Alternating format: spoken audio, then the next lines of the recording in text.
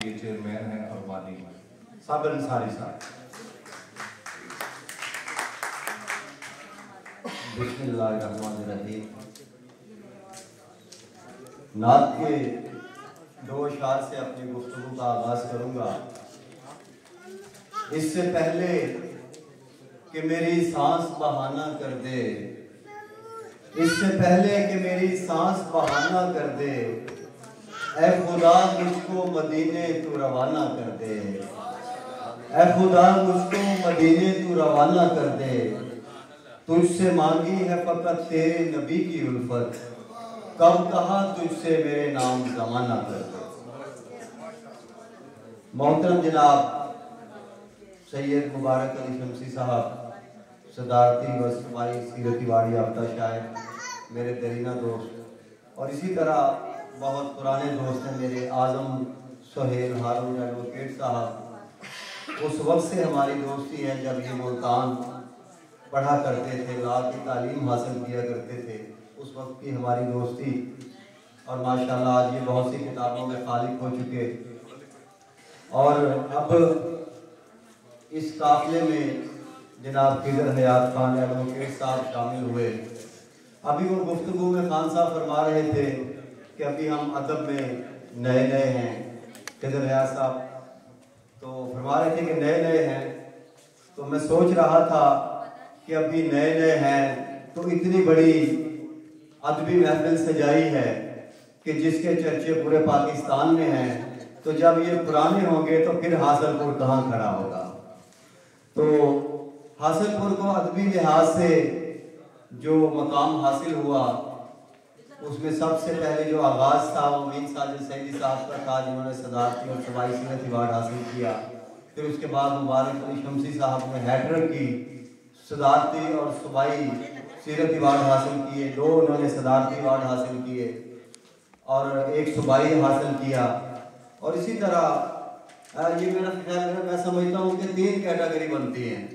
एक होता है अदब की तख्लीक, तो हासिलपुर ने जहाँ अदब की तख्लीक के हवाले से अपना लोहा मनवाया, उसी तरह फ़रोग़ अदब के हवाले से भी यहाँ मिसाली और यादगार तकरीबात का इनेकाद हुआ। 2-4 माह पहले मैंने भी शिरकत की, जैसे साहब इसमें शरीक थे, तो आज भी इतनी शानदार तकरीब है। और तीसरा जो है वो कैटेगरी ये बनती है कि हौसला अफजाई करना अहले कलम की, ये एक मुनफरद काम है जो खिदर हयात खान साहब ने अल वकील अवार्ड के नाम से शुरू किया। और मैं समझता हूँ कि ये जनूबी पंजाब की सबसे बड़ी अवार्ड तकरीब है अहले कलम की, इन्होंने हौसला अफजाई की है। मैं ये खराज तहसीन पेश करता हूँ और उम्मीद है कि ये सिलसिला जारी और सारी रहेगा। आज मैं जब कुर्सी सदारत पर बैठा तो दूर हाल में एक ऐसी शख्सियत पर नजर पड़ी, तो मैंने फ़ौरन जो मेरे पास इख्तियार था वो इस्तेमाल किया और मैंने कहा मुझे अच्छा नहीं लग रहा कि इतनी बड़ी अदबी शख्सियत सामने बैठी हो और मैं स्टेज पर बैठा हूँ। आप जुगनू इंटरनेशनल की चेयरपर्सन, लाहौर में नहीं बल्कि पाकिस्तान में फ़रोग़ अदब के लिए उन्होंने बेइंतहा काम किया। और सबसे अहम काम ये कि जब कोरोना शुरू हुआ, कोविड शुरू हुआ, तो इन्होंने जैसा कर्नल साहब वो किताब लिखी, सबसे पहली किताब, और ये वर्ल्ड रिकॉर्ड है पूरी दुनिया में कि पहली किताब उन्होंने तहरीर की कोरोना के हवाले से।